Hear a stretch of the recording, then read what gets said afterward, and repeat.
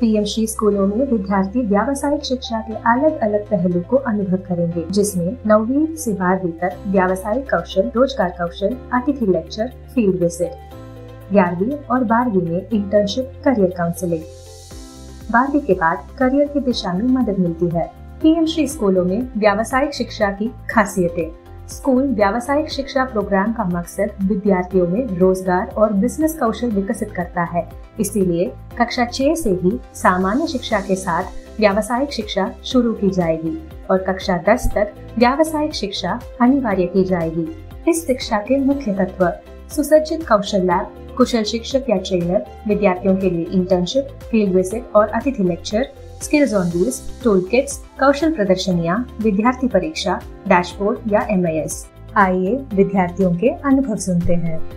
Energy environment जो electrician से related है, तो उसमें मैंने सीरीज, पैनल, जीना और ग्राउंड वायरिंग सीखी और इसके अलावा मैंने उसमें अर्थिंग और सोल्डरिंग करना सीखा। तो एक बार स्कूल में प्रोग्राम था, तो उस वक्त माइक खराब हो गया, तो फिर मैंने और मेरे जो कुछ साथी थे उन सब ने मिलकर हमने उस माइक को सोल्डर कर दिया। तो हमने जल संचरण गड्ढा बनाया था, जैसे कि मटका लिया, उसके अंदर ईंटें और जो बजरी वगैरह होती है उनसे PVC पाइप लगाकर उनसे जल संचरण गड्ढा बनाया। हमने स्कूल में इसका एक काम किया है। जैसे हमारी प्रिंसिपल मैम के ऑफिस में कुछ कर्मचारी आए थे, तो जब जो कुर्सियाँ थी वो काफ़ी उसके स्क्रू ढीले हो गए थे, तो मैम ने सोचा होगा कि हमारे स्कूल में खुद बाहर से क्यों बुलाया, जब हमारे स्कूल में खुद बच्चे ही कर रहे हैं। तो मैम ने हमें खुद बुलाया और बोला कि तुम ही करके जाओगे। तो मैं और मेरे कुछ साथियों ने उसको रिपेयरिंग इवन तो कोई પણ વસ્તુ હોય જે મને ગમે એવી બનાવી શકું છું। આમ તો રિયલ લાઈફ અને વોકેશનલ એજ્યુકેશન એ બંને એકબીજાને ટચ તો કરે જ છે, બટ અમને નથી ખબર કે આ વસ્તુને શું કહેવાય છે ને કઈ રીતે યુઝ કરવી હોય। So that is the difference જે વોકેશનલ એજ્યુકેશન આપણને સમજાવે છે અને રિયલ લાઈફમાં કઈ રીતે યુઝ કરવું એ અમને સમજાવે છે। డల్ స్టూడెంట్స్ వొకేషనల్స్ లోకి వెళ్తారని లేదు సార్, ఎందుకంటే నా 10th GPA వచ్చేసి 9.7, నా ఇంటర్ GPA వచ్చేసి 9.24। నేను MPC से। कैसा अनुभव रहा आपका वहाँ पर?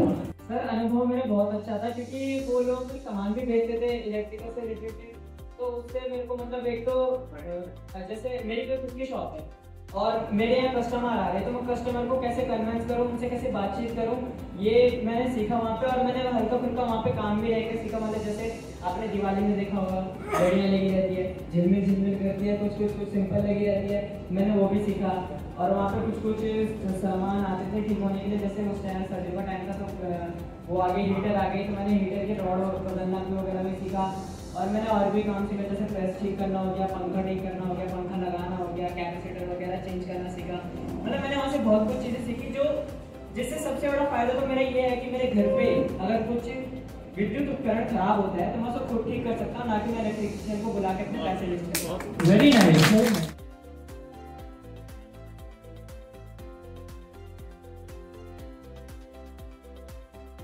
राष्ट्रीय शिक्षा नीति में व्यावसायिक शिक्षा को महत्व दिया गया है। इसमें व्यावसायिक शिक्षा और शैक्षणिक धाराओं के बीच कोई विभाजन नहीं रहेगा। इसी के साथ विद्यार्थियों को बहुविषयक और समग्र शिक्षा सीखने का मौका मिलेगा। नई नीति में जीवन कौशल, रचनात्मक और आलोचनात्मक सोच पर ध्यान देकर शैक्षणिक विषयों पर का बोझ 30% तक कम कर दिया गया है।